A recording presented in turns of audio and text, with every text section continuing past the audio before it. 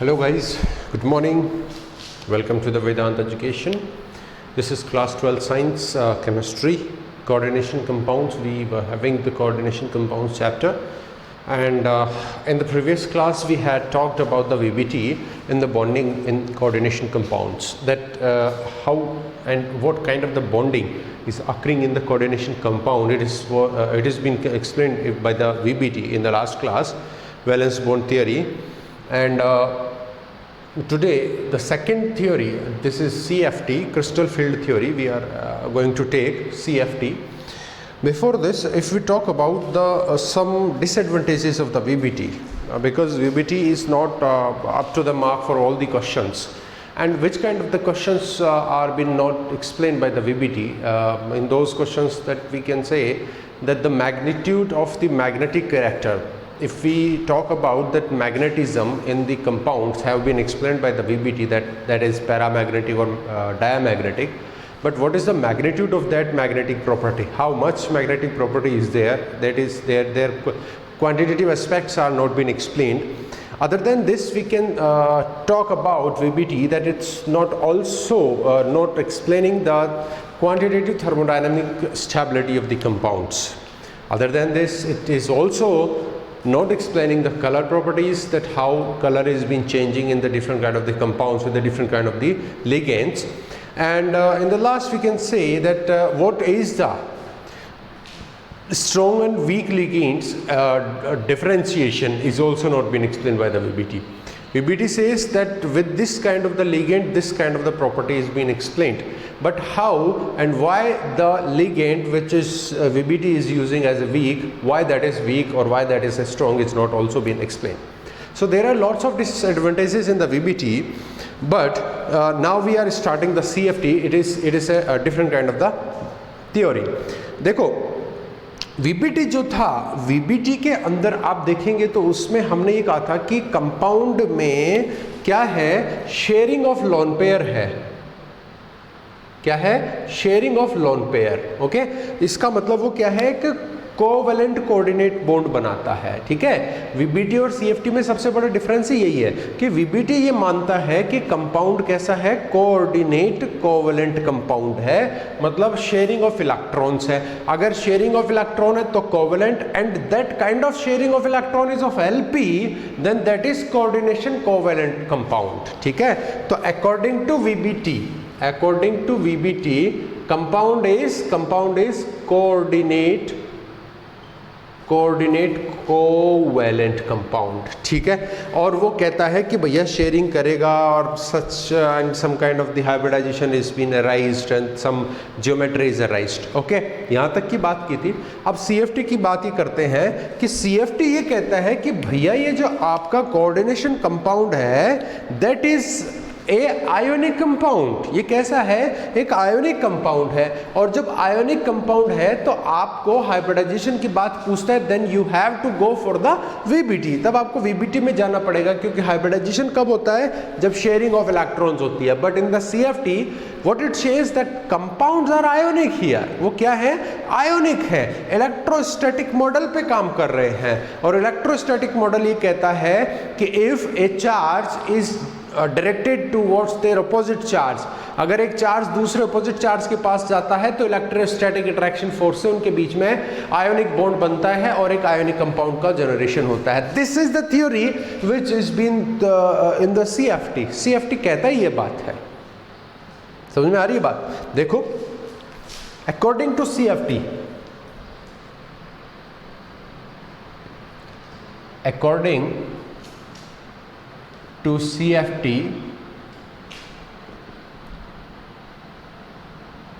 the coordination compounds are based on electrostatic model. किस पे based है? इलेक्ट्रोस्टैटिक मॉडल, एंड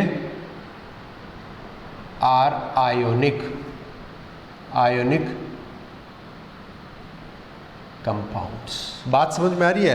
तो CFT ये कहता है कि भैया आपका जो कोऑर्डिनेट कंपाउंड है वो इलेक्ट्रोस्टैटिक मॉडल पे काम कर रहा है।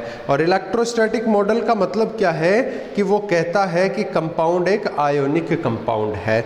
चलो बात मान लेते हैं कि भैया आयोनिक कंपाउंड है आपका कोऑर्डिनेशन कंपाउंड, बात इतनी ठीक है। लेकिन आयोनिक कंपाउंड में हमें क्या चाहिए? पॉजिटिव नेगेटिव आयोन्स चाहिए and attraction between those ions is forming the ionic compound. तो फिर इसमें कैसे होगा? तो इसमें देखो फिर ये कहता है कि here ligand is point charge. ये क्या है? पॉइंट चार्ज है अगर नेगेटिव वाला लिगेंड है। तो ध्यान देना रे बच्चों, ठीक है ना। अगर नेगेटिव लिगेंड है तो उसको क्या कहा इसने कि वो एक पॉइंट चार्ज है। और dipole in case of neutral ligand. ध्यान देना, इसने क्या कहा कि भैया जो आपके लिगेंड है वो एक पॉइंट चार्ज है। पॉइंट चार्ज का मतलब क्या है? एक पॉइंट के ऊपर कोई चार्ज जनरेट होना। तो वो क्या है? पॉइंट चार्ज है। अगर आप कहते हो नेगेटिव लिगेंड तो पॉइंट चार्ज है लिगेंड, और अगर वो लिगेंड न्यूट्रल है तो कोई चार्ज नहीं है उस पे। इसका मतलब उसको क्या कह दिया कि डाइपोल है। उसके अंदर पोलैरिटी है, partial negative on the one pole and partial positive on the second pole. इस टाइप से वो रहता है, ठीक है। इसका मतलब कुल मिलाकर के एक चार्ज पार्टिकल हो गया लिगेंड। और जो आपका सेंट्रल मेटल एटम है उसको कैटायन बोल देते हैं, इसलिए उसके दोनों के बीच में क्या होगा? Attraction will be there. समझ में आ रही है आपको बात? ठीक है। तो इसका मतलब क्या हुआ? जो हमारे पास में लिगेंड है, here ligand is point charge in case of negative और dipole in case of neutral ligand which attracts towards the central metal atom or ion to form electrostatic bond. यहाँ पे कोऑर्डिनेट बॉन्ड नहीं है बच्चों, ध्यान देना, electrostatic bond, क्योंकि ionic attraction की बात हो रही है। ठीक है, इतनी बात समझ में आई? ठीक है ना। अब देखो फिर ये क्या कहता है कि जो अब ठीक है लिगेंड आपका पॉइंट चार्ज हो गया या डाइपोल हो गया, सेंट्रल मेटल हो गया, इससे वो अट्रैक्ट कर रहा है, बॉन्ड बना रहा है। लेकिन इस दौरान या लिगेंड के आने से पहले और बाद में जो आपका सेंट्रल मेटल एटम है उसके अंदर भी कुछ हरकत होती है। वो क्या होती है देखना जरा। इन सेंट्रल मेटल एटम, या वो आयन भी हो सकता है, there are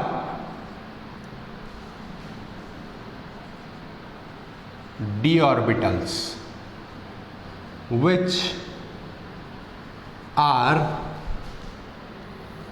all in same energy। ध्यान देना, d ऑर्बिटल कौन कौन से होते हैं बच्चों? आप जानते होंगे d ऑर्बिटल कितने होते हैं? 5 होते हैं ना।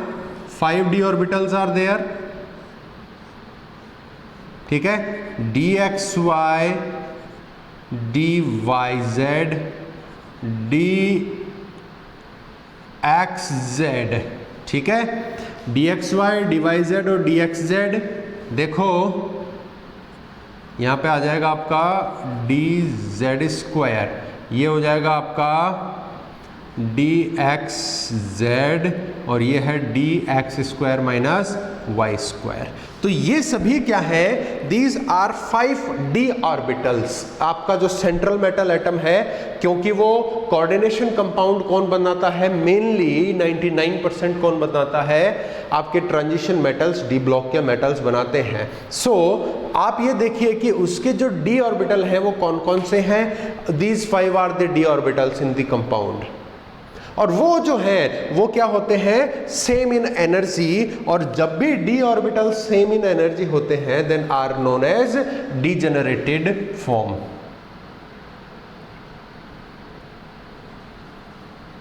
All are in same energy, so known as degenerated orbitals।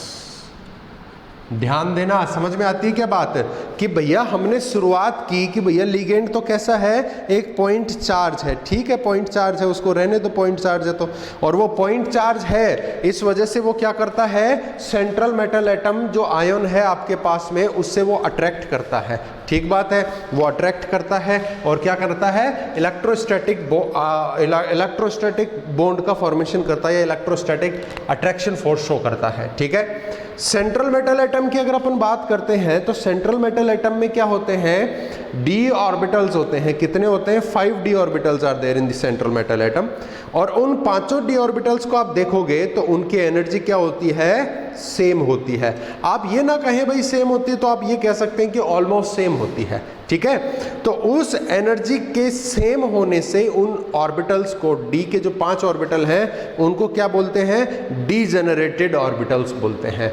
तो लिगेंड के आने से पहले जाने के बाद, गाना है ना एक, तेरे आने से पहले, है गाना, नहीं गाना है, तो लिगेंड आया उससे पहले क्या हाल है ये, तो सेंट्रल एटम के ये है डीजेनरेटेड 5 डी ऑर्बिटल, ठीक है। अब क्या होता है, लिगेंड आया, सेंट्रल एटम के पास में लिगेंड आया फॉर द इलेक्ट्रोस्टैटिक बॉन्ड और electrostatic attraction force. In that case what happens, क्या होता है उस केस में, क्या होता है, जो डी ऑर्बिटल्स का डीजेनरेटेड फॉर्म है, मतलब सेम एनर्जी के ऑर्बिटल्स हैं, देयर एनर्जी लिफ्ट्स अप, उनकी एनर्जी क्या होती है, बढ़ती है, ठीक है, और बढ़ करके 2 पार्ट्स में क्या हो जाती है, टूट जाती है, इसको बोलते हैं स्प्लिटिंग। क्या बोलते हैं इसको, स्प्लिटिंग। स्प्लिटिंग क्यों हुई बच्चों, ध्यान देना, क्योंकि लिगेंड के इलेक्ट्रॉन और जो सेंट्रल मेटल एटम के इलेक्ट्रॉन है डी ऑर्बिटल में, उनमें रिपल्सन हो रहा है। क्या हो रहा है, रिपल्सन हो रहा है, जिस वजह से क्या होगा, इस रिपल्सन से डीजेनरेटेड ऑर्बिटल्स जो है उनकी डीजेनरेसी हो जाएगी, डीजेनरेसी इज लॉस्ट, और उनमें क्या हो जाएगा, ए चेंज और a difference of energy is been there, 2 parts में वो क्या होंगे, टूट जाएंगे, this is known as splitting, और जितनी एनर्जी का डिफरेंस उनके बीच में रहेगा, 2 पार्ट्स के बीच में, उसको क्या बोलेंगे, splitting energy. Are you getting the point, are you getting the point, ठीक है। देखिए मैं यहां लिखता हूं, ऑन लिगेंड, या मैं लिखूं when ligand comes closer to central atom, then the degenerated d orbitals will be separated in 2 energy sets, ठीक है। this is known as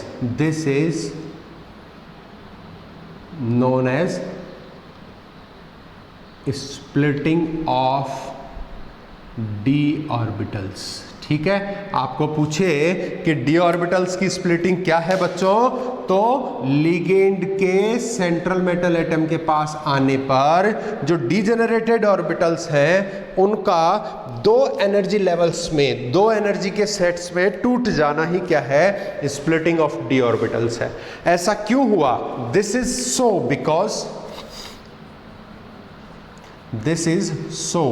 because क्यों हुआ ऐसा, there is repulsion force between electron of ligand and central atom के और ligand के electron में क्या हो रहा है, रिपल्सन हो रहा है, और इसी रिपल्सन की वजह से यहां पे जो डीजेनरेसी थी वो खत्म हो गई है, फिनिश्ड। गेटिंग द पॉइंट, ठीक। आगे बढ़े, देखो इतना समझ में आ गया कि हाँ जो डिजेनरेसी थी उसको हमने खत्म कर दिया, लिगेंड के आने से ऐसा हुआ, ये है वो है। अब आगे देखिए, जो इसी के अंदर हम थोड़ी सी और बात बोलेंगे कि जो वो स्प्लिटिंग, अच्छा आगे मैं बोलता हूं, देखो कैसे आपके पास ये थे डिजेनरेटेड 5d ऑर्बिटल्स, ठीक है, 1 2 3 4 एंड 5, ठीक है ना, एंड यू सी ये क्या है, डिजेनरेटेड d ऑर्बिटल्स, नाम क्या क्या है इनके, dxy, dyz, dxz, dx square minus y square and dz square. इनकी एनर्जी क्या हो रही है, लिफ्टिंग अप, इनकी एनर्जी क्या हो गई, लिफ्ट हो गई है, ठीक है, lifting of energy, lifting of energy while ligand comes closer, ligand क्या कर रहा है, पास में आ रहा है, तब उनकी एनर्जी लिफ्ट कर रही है, और दो पार्ट्स में ब्रेक हो रही है बच्चों, दो पार्ट्स में ब्रेक हो रही है। यहां पे एक सेट तो ये है और दूसरा सेट ये है, ये है सेट 1 जिसको हम क्या बोलते हैं, जिसको हम बोलते हैं T2G। आपको सेट 1 नहीं बोलना है, T2G बोलना है। दिस इज सेट सेकंड, इसको क्या बोलते हैं, ईजी सेट बोलते हैं। क्या कहते हैं बच्चों, इसको ईजी सेट कहते हैं। जो 5 आपके पास ऑर्बिटल हैं उनके 2 ग्रुप बन गए, एक हो गया आपके पास T2G ग्रुप और दूसरा हो गया आपके पास EG ग्रुप। जो T2G है उसमें कौन से ऑर्बिटल्स आने वाले हैं और जो EG है उसमें कौन से ऑर्बिटल्स आने वाले हैं। Here I am writing that EG के अंदर dx स्क्वायर कौन सा आएगा, एक तो आएगा dx square minus y square, एक तो ये आ गया, और दूसरा कौन आता है, dz स्क्वायर आता है। और इसमें कौन से आएंगे 3, एक तो dxy, dyz और dxz। बोलो बात समझ में आ रही है या नहीं आ रही है, ठीक है। तो ये 2 पार्ट्स में टूट गया है, 2 एनर्जी सेट्स में टूट गया है, जिसके अंदर एक EG कहलाता है और दूसरा T2G कहलाता है। क्या कहलाता है, एक EG है और दूसरा T2G है, ठीक है। T2G में कौन कौन से आते हैं बताइए, कौन कौन से आते हैं, dx dy और dxy, dxz और dyz, ये तीनों आ गए T2G के अंदर। और EG में कौन आता है, dx square minus y square, और दूसरा कौन सा है, dz स्क्वायर। तो इन पांचों में से 2 एनर्जी सेट्स में टूट गए। इसके टूटने को ही क्या कहते हैं, splitting of the d orbitals और डीजेनरेटेड d ऑर्बिटल्स, ठीक है। और इसमें जो एनर्जी का डिफरेंस है ना बच्चों, ये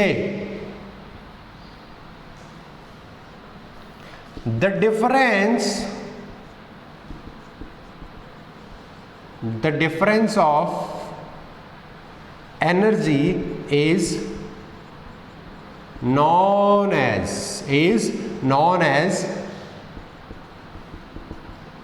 splitting energy। इसको हमने क्या कहा है, स्प्लिटिंग की एनर्जी कहा है। बोलो समझ में आता है क्या। अब इसके बाद में क्या होता है, अब इसके बाद में क्या होता है, लिगेंड के जो लॉन पेयर्स हैं वो इन दोनों के अंदर फिल होते हैं एंड सच एक्टिविटी आगे होती है। लेकिन उसको फिल करने से पहले अभी बहुत सारी रामायण बाकी है बच्चों, ठीक है। देखते हैं क्या बाकी है। अब हमारे पास दिमाग में क्वेश्चन जनरेट होता है कि भैया ठीक है, स्प्लिटिंग तो हो गई, स्प्लिटिंग हो गई, EG और T2G 2 सेट्स भी बन गए एनर्जी के, उनके बीच में एनर्जी का डिफरेंस जो है वो स्प्लिटिंग एनर्जी भी कहला रहा है। इतनी बात मेरे को समझ में बैठ गई है। लेकिन मेरे दिमाग में एक क्वेश्चन उठ रहा है बच्चों। क्या क्वेश्चन उठ रहा है, मेरे में नहीं उठ रहा है, वो मेरे आपके दिमाग का क्वेश्चन है, मेरे थ्रू मैं तुम्हें बता रहा हूं। क्या उठना चाहिए क्वेश्चन कि सर इन दोनों के बीच में ठीक है एनर्जी का गैप इतना हो गया, लेकिन why should the energy of EG is here higher and T2G lower, ऐसा क्यों हुआ, है ना। लॉजिकल बात है ना कि भैया जो EG की एनर्जी है, अभी अपन ने EG को ऊपर की तरफ लिखा है, मतलब EG की एनर्जी बढ़ गई है इस वाले से। यहां तो सबकी बराबर थी, EG की बढ़ गई है और T2G की डिक्रीज हो गई है। देखो ये समझ में आ रही है कि आपको बात, are you getting the point? तो देखो भैया Eg की बढ़ी और T2g की घटी, तो इसके पीछे कोई तो लॉजिक होगा, या मर्जी से T2g को ऊपर कर दो या Eg को ऊपर कर दो, ऐसा करना है क्या? नो, ऐसा नहीं करना है। तो एनर्जी किसकी बढ़नी है किसकी घटनी है, ये डिपेंड करता है जियोमेट्री ऑफ द क्रिस्टल। किस पे डिपेंड करता है? उस क्रिस्टल की जियोमेट्री पे डिपेंड करता है। देखो CFT क्रिस्टल फील्ड थ्योरी, हम यहाँ पे कोऑर्डिनेट कंपाउंड को क्रिस्टल बोल रहे हैं, क्यों? क्योंकि ये आयोनिक है और आयोनिक हमेशा क्रिस्टल की फॉर्म में होते हैं। कैसे होते हैं? क्रिस्टल की फॉर्म में होते हैं। सो आई एम राइटिंग हियर कि यहाँ पे स्प्लिटिंग के बाद किसकी एनर्जी बढ़नी है और किसकी घटनी है, Eg की बढ़नी है या T2g की बढ़नी है, वो डिपेंड करता है, वो डिसाइड करता है कौन? Geometry of the compound. देखिए the geometry of compound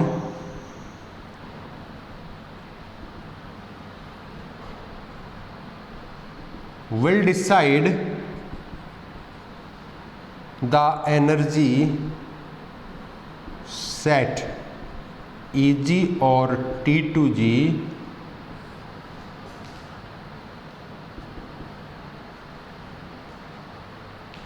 which will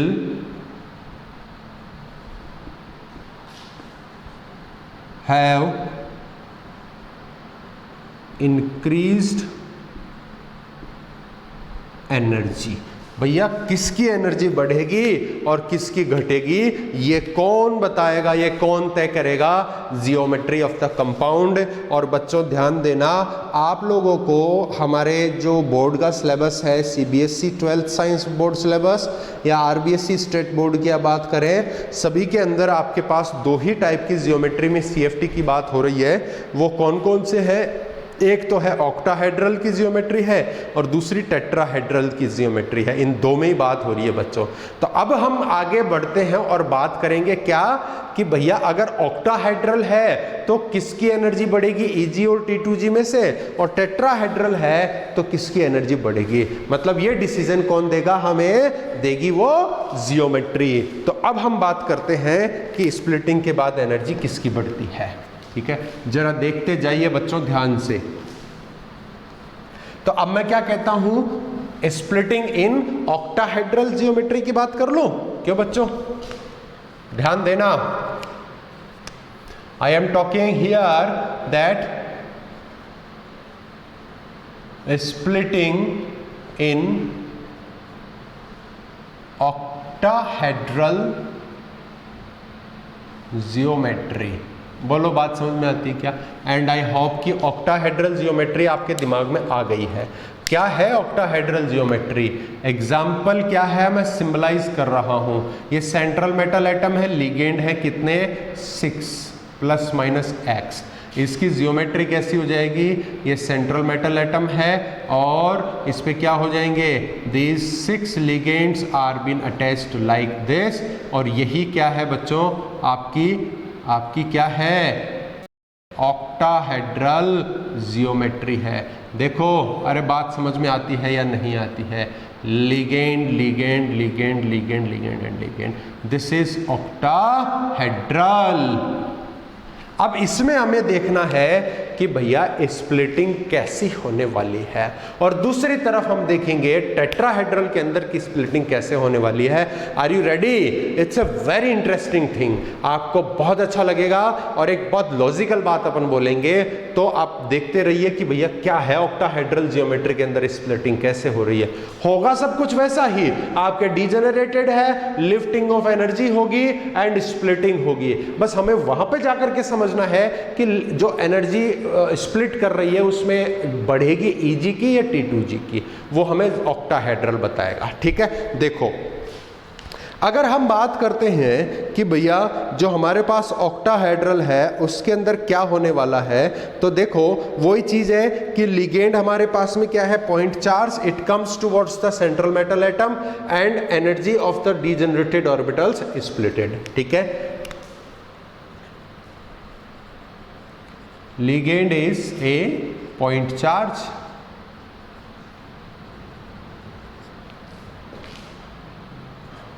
and on repulsion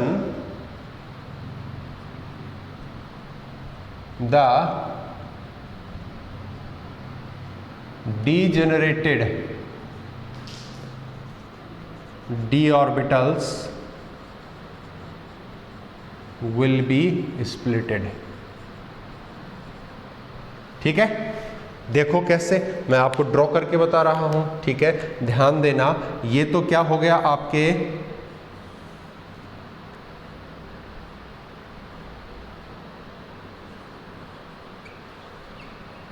degenerated orbitals. नाम लिखूं, लिख देता हूं, आपकी इच्छा है।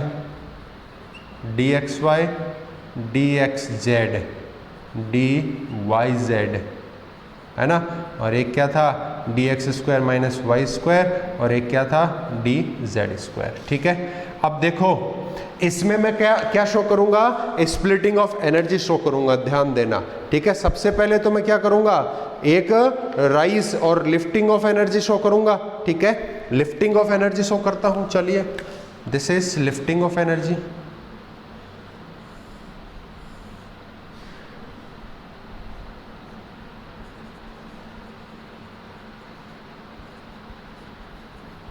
एनर्जी लिफ्टिंग, ठीक है, समझ में आ गया। अब यहां से क्या होगा, स्प्लिटिंग ऑफ एनर्जी। और देखो स्प्लिटिंग ऑफ एनर्जी कैसे होती है, ये दो पार्ट्स में स्प्लिट कर गई। दिस इज नोन एज, ये एक एवरेज वो है जिसको हम क्या बोलते हैं, बैरी सेंटर।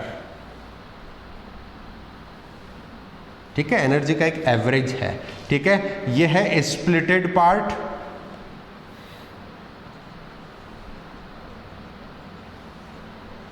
स्प्लिटिंग। ठीक है, यहां पे क्या हो रहा है, लिगेंड आ रहा है सेंट्रल मेटल एटम के पास, और उसके जो डीजेनरेटेड डी ऑर्बिटल्स थे, एनर्जी लिफ्ट होने के बाद दो पार्ट्स में टूट गई, एक की बढ़ गई और एक की डिक्रीज हो गई। यहां ध्यान देना बच्चों कि यहां पर अगर ऑक्टाहेड्रल जियोमेट्री है तो जो दो सेट थे एनर्जी के T2G और EG, उसमें से EG की एनर्जी क्या करेगी, विल बी राइज्ड अप। किसकी एनर्जी इंक्रीज करेगी, EG की एनर्जी इंक्रीज करेगी, EG। ठीक है, और इसमें EG में कितने ऑर्बिटल होते हैं, 2 ऑर्बिटल्स, कौन से, dx square minus y square और dz स्क्वायर। इनकी एनर्जी क्या हो गई, इंक्रीज हो गई। और जो बचे हुए हैं कौन कौन से, dxy, dxz और dyz, ये कौन है, T2G। इसकी एनर्जी क्या होगी, डिक्रीज हो जाएगी। और ये जो गैप है एनर्जी का, this is known as splitting energy. और इसी को क्या बोलते हैं, डेल्टा नोट, या बोल देते हैं 10dq। इस स्प्लिटिंग एनर्जी को क्या बोल देते हैं, डेल्टा नॉट या 10dq बोल देते हैं। ध्यान देना, इस बात पर ध्यान देना, बहुत ही काम की कहानी है बच्चों। ठीक है, बहुत ही काम की कहानी है। कैसे है और क्या है वो आप देखेंगे। देखो समझ में आया, तो इनके बीच में जो एनर्जी का गैप है वो क्या है, एनर्जी की स्प्लिटिंग एनर्जी है, डेल्टा नॉट या 10dq इसकी वैल्यू होती है। ठीक है ना, टोटल वैल्यू है। अच्छा, टोटल वैल्यू, या आप इस टोटल वैल्यू को इसमें से डिवाइड करोगे तो जो इनकी वैल्यू है वो तो कितनी होती है बच्चों, ये वाली जो वैल्यू है ना वो होती है 2/5 डेल्टा नॉट। ठीक है ना, मतलब टोटल का 2/5 पार्ट तो किसकी होती है, इसकी डिक्रीज होती है, और इसकी इंक्रीज कितनी हो जाएगी, ये इंक्रीज कितनी है, 3/5 डेल्टा नॉट। ठीक है ना, इसको आप क्या लिख सकते हो, देखो 3 में 5 का भाग दोगे, 3/5 डेल्टा नॉट आप अगर करते हैं तो उसका मतलब क्या हो गया, 0.6 डेल्टा नॉट भी हो गया ना। इसका मतलब क्या हो गया, 60%, मतलब टोटल एनर्जी में से 60% तो इसका राइज हो गया। Getting the point. इसमें 2/5 डेल्टा नॉट का मतलब मैं क्या लिख दूं, देखो 0.4 ऑफ डेल्टा नॉट लिख दूं, और वही क्या हो गई, 40% एनर्जी हो गई। बोलो बात समझ में आ रही है क्या, this is the way of splitting. अब आप ये बोलेंगे कि सर ये तो आपने रटी रटाई बात बता दी कि ठीक है, dx square minus y square और dz स्क्वायर EG सेट है, इसकी बढ़ा दो और इस सेट की कम कर दो। ठीक है, ये तो याद रखने की तो बात है ही है, लेकिन इसके पीछे अपन लॉजिक को पकड़ते हैं, भैया क्यों है। तो देखो मैं यहां पे लिख रहा हूं, लॉजिक लिख रहा हूं मैं यहां, the orbitals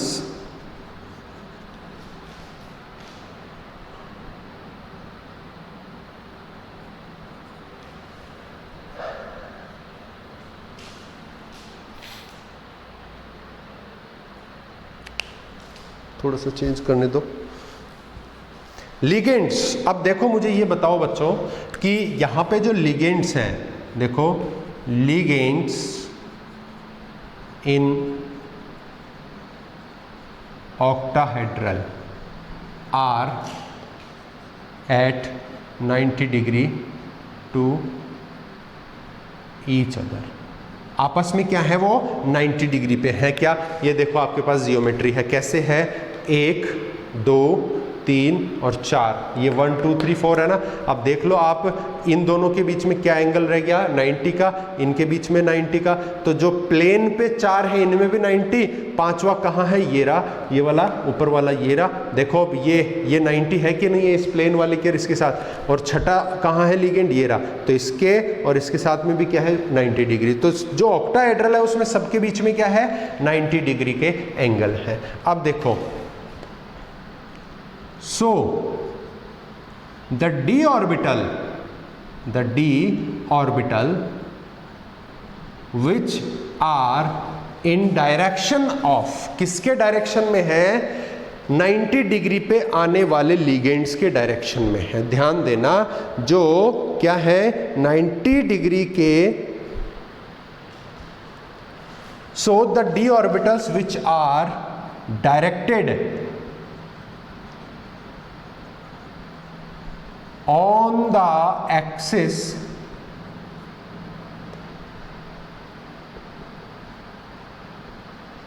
where ligands are coming,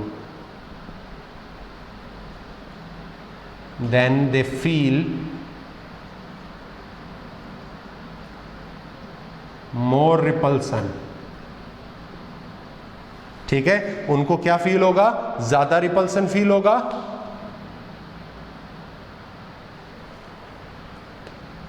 and energy will be increased, और एनर्जी क्या हो जाएगी, बढ़ जाएगी। ठीक है, कौन, एग्जाम्पल कौन है वो, ईजी सेट। कौन है, dx² - y² और dz²।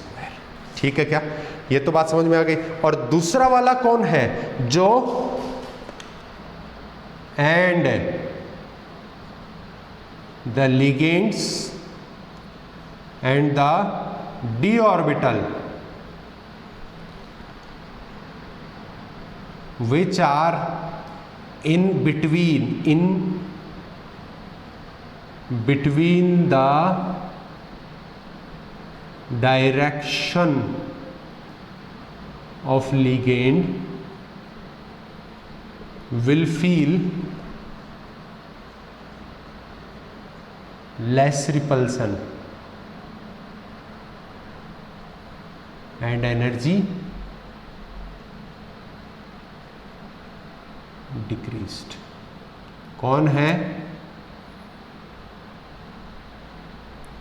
Easy set. कौन है, XY YZ XZ। बोलो बात समझ में आती है क्या? ठीक है, देखो जरा, हमने कहा था कि भैया ऑक्टाहेड्रल अगर है, क्या है, ऑक्टाहेड्रल अगर है तो क्या होगा, तो क्या होगा कि आपके पास जो एनर्जी के 2 सेट हैं उनमें से ईजी जो सेट है वो सेट की एनर्जी इंक्रीज हो गई और T2G की डिक्रीज हो गई है। तो ईजी की इंक्रीज क्यों हुई, क्योंकि देखो ऑक्टाहेड्रल के अंदर क्या हो रहा है, जो आपके लिगेंड्स हैं वो कहाँ से आ रहे हैं, वो सभी 90 डिग्री के एंगल पे आ रहे हैं। और अगर 90 डिग्री के एंगल पे आ रहे हैं तो जो भी कौन? जो भी d ऑर्बिटल उनके डायरेक्शन में आ जाएगा, एक्सिस के ऊपर है, वो जो d ऑर्बिटल है उन पे रिपल्सन ज्यादा लगे। अरे भैया अगर मान लो कोई ट्रेन की पटरी के बीचों बीच आ गया तो उसको तो टक्कर जबरदस्त लगेगी ना, बहुत ज्यादा दूर तक जाकर के गिरेगा, और जो साइड में खड़ा है जरा सी हवा लगी है, जरा सा टच हो गया तो साइड में ही गिरेगा, पास में गिरेगा। तो जो d ऑर्बिटल्स का ईजी सेट है वो कहां होता है? एक्सिस के ऊपर होता है, ठीक है। और एक्सिस के ऊपर ही कौन आ रहे हैं? यहाँ पे लिगेंड आ रहे हैं, क्योंकि 90 डिग्री है, 90 डिग्री का एंगल है, तो लिगेंड एक्सिस पे आ रहे हैं और उसी डायरेक्शन में ईजी सेट होता है, इसलिए इस पे रिपल्सन सबसे ज्यादा, इसीलिए इसकी एनर्जी क्या हो रही है? इंक्रीज हो रही है। और जो आपके पास जो बचा हुआ सेट है T2G सेट, उसकी एनर्जी डिक्रीज हो रही है। क्यों? क्योंकि ये कहां है? ये in between the direction of the axis, axis के जो डायरेक्शन है जहां से लिगेंड आ रहे हैं उसके बीच में है, तो रिपल्सन क्या हो रहा है? कम लग रहा है। इतनी बात समझ में आई क्या? मैं डायग्राम से आपको समझाता हूं। देखो मैं आपको एक्सिस बताता हूं कि कहां पे d ऑर्बिटल्स एग्जैक्टली लाई कर रहे हैं। ये बोल रहा है ना बार बार कि भैया लिगेंड के डायरेक्शन में आ गया तो ये होगा, और लिगेंड के डायरेक्शन में जो आ गया उस पे रिपल्सन ज्यादा लगेगा, ईजी आ रहा है। ऑक्टाहेड्रल है तो कौन आएगा? ईजी उसके डायरेक्शन में आ रहा है, लिगेंड के में रिपल्सन ज्यादा होगा, ठीक है। देखो shape and axis of d orbital. देखो मैं टेट्राहेड्रल का भी आपको इसी में समझाऊंगा बच्चों, ध्यान देना। ऑक्टाहेड्रल ये वाली शेप दोबारा नहीं बनाऊंगा, ये सब टेट्राहेड्रल का दोबारा बनाऊंगा। देखो there are 5 d orbital with different shape. चलो बात करते हैं कौन कौन सी शेप है। देखना, ध्यान देना बात पे। पहला क्या है? dxy।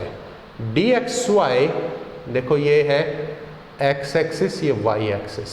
बच्चों ध्यान देना, आप लोगों ने पढ़ा होगा कि d ऑर्बिटल्स की शेप कैसी होती है 11th क्लास में। मुझे उम्मीद है कि सब लोगों ने ये चीज पढ़ी होगी, है ना।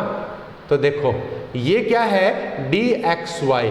x और y क्या है? एक्सिस है आपके पास में, और dxy क्या कर रहा है? देखो एक्सिस के बिल्कुल बीचों बीच आ रहा है, एक्सिस के ऊपर नहीं आ रहा है, ठीक है। दूसरा देखो dxz। अब एक्सिस कौन से हो गए? x और z। ये x है, ये z है, तो xz भी क्या होगा? एक्सिस के बिल्कुल बीचों बीच आ रहा है, नॉट ऑन द एक्सिस। और तीसरा कौन सा है? dyz। इसमें कौन सी एक्सिस हो जाएंगी? दो, एक y हो जाएगी और एक z हो जाएगी, ठीक है। ये लीजिए, these two axes are there, ठीक है ना। तो ये पूरा क्या है? ये पूरा क्या है? T2G सेट है एनर्जी का। और ये देखिए आप कि यहां पर dxy ऑर्बिटल भी एक्सिस के बीच में है, xz भी बीच में है और yz भी बीच में है। और लिगेंड कहां से आ रहा है? इन डायरेक्शन ऑफ द एक्सिस। क्यों? क्योंकि ऑक्टाहेड्रल की बात कर रहे हैं और ऑक्टाहेड्रल में सारे लिगेंड्स 90 डिग्री के एक्सिस पे आते हैं। यहाँ 90 डिग्री का एक्सिस कौन सा है? एक्स वाई के ऊपर होता तो लिगेंड कहां से आ रहा है? एक्स वाई एक्सिस पे आ रहा है, लेकिन ये dxy ऑर्बिटल कहां बैठा है? इनके बीच में बैठा है, ये सामने नहीं आ रहा है। तो देखो T2G के तीनों ऑर्बिटल्स क्या हैं? Between the direction of axis. तो यहां पे क्या होगा? लिगेंड का रिपल्सन कम होगा और इस सेट की एनर्जी कम हो जाती है। Here I have written this, ठीक है। देखो all orbitals are in between the direction of axis। Axis के डायरेक्शन के बीच में है सारे। और ऑक्टाहेड्रल में लिगेंड कहां से आता है? एक्सिस के डायरेक्शन में से आता है। तो जो एक्सिस के डायरेक्शन में मिलेगा उसको ज्यादा बचीड़ लगेगी और वो दूर जाकर के गिरेगा। लेकिन ये तो कहां है? एक्सिस के डायरेक्शन के बीच में है, इसका मतलब इन पे रिपल्सन कम लगेगा तो इनकी एनर्जी कम हो जाएगी बच्चों, ठीक है। देखो कम हो गई है T2G की। चलिए अगर ऐसा है तो फिर देखते हैं हम EG की। EG सेट में क्या हो रहा है, ठीक है। देखो EG के अंदर एक तो क्या होता है? dx² माइनस y² ऑर्बिटल होता है ना। देखो इसमें वही हमने किस किस एक्सिस की बात की हुई है, x एक्सिस और y एक्सिस की बात की है। देखो dx² माइनस y² जो आपके पास ऑर्बिटल है उसकी शेप कैसी होती है जानते हैं क्या आप? उसकी शेप जो है उसमें y एक्सिस और x एक्सिस दोनों के ऊपर वो ऑर्बिटल आ जाता है। समझ में आ रही है क्या आप लोगों को बात? कहाँ आ रहा है? On the x and y axis दोनों के ऊपर आ रहा है। और जो दूसरा बच्चा वो कौन है हमारे पास? dz²। उसका हाल कैसा होता है बच्चों? देखो जरा, इसमें x और z एक्सिस ले ली मैंने, तो dz² में क्या होगा? It is on the z axis. और y एक्सिस पे क्या होता है? Electron, negative charge circle. ठीक है, ये क्या है? Circle of negative charge. हालांकि इसका हमारे अभी डिस्कशन नहीं है। हमारा डिस्कशन है कि ईजी सेट में जो dx² माइनस y² है वो भी एक्सिस के ऊपर आ रहा है बिल्कुल, और dz² है वो भी एक्सिस के ऊपर आ रहा है। और भैया ऑक्टाहेड्रल में लिगेंड कहाँ से आते हैं? एक्सिस के डायरेक्शन में, एक्सिस के ऊपर से आते हैं 90 डिग्री होने की वजह से। ठीक है, ये मैंने इसीलिए बनाया है कि आपको समझ में आए। तो जो जो एक्सिस पे d ऑर्बिटल आएगा उसमें बच्ची तेज लगेगी। देखो ये तो एक्सिस के बीच में है, कौन? T2g set, EG set axis के ऊपर आ रहे हैं दोनों, तो इन पे टक्कर ज्यादा लगेगी, एनर्जी स्प्लिटिंग में बढ़ जाएगी। EG की एनर्जी देखो बढ़ गई है, और ये क्या है? एक्सिस के बीच में है, तो इन पे टक्कर कम लगेगी, तो इनकी एनर्जी घट जाएगी, घट गई है। और ये जो कहानी थी उसको मैंने यहाँ पे लिख दिया है, ये EG के लिए, ये T2g के लिए। बात समझ में आई क्या? और यही चीज आप किसके लिए देखेंगे? टेट्राहेड्रल के लिए देखेंगे। ये ध्यान रखना, एक्सिस के ऊपर कौन आता है? EG सेट आता है, dx² माइनस y² और dz²। एक्सिस के बीच में कौन आता है? dxy, dxz और dyz आते हैं। समझ में आई क्या बात? अब यही चीज हम टेट्राहेड्रल में देखेंगे, उसमें स्प्लिटिंग देखेंगे, फिर एग्जांपल्स देखेंगे। ठीक है, अब ये क्लास थोड़ी सी बड़ी हो रही है, तो हम नेक्स्ट क्लास के अंदर आगे बात करेंगे। CFT की ही आगे बात करते हैं, स्प्लिटिंग इन टेट्राहेड्रल बात करेंगे। ऑक्टाहेड्रल की हमें समझ में आ गई है, टेट्राहेड्रल की बात करेंगे, और फिर इलेक्ट्रॉन्स फिल करेंगे और उसकी मैग्नेटिक प्रॉपर्टी की बात करेंगे। ठीक है, चले बच्चों। तो देखो तब तक के लिए थैंक यू। आप लोगों ने देखा इसको गौर से, नोट कीजिए, इसके नोट्स बनाइए पॉज करके। ठीक है, चलिए, थैंक यू वेरी मच। मिलते हैं नेक्स्ट लेक्चर के अंदर।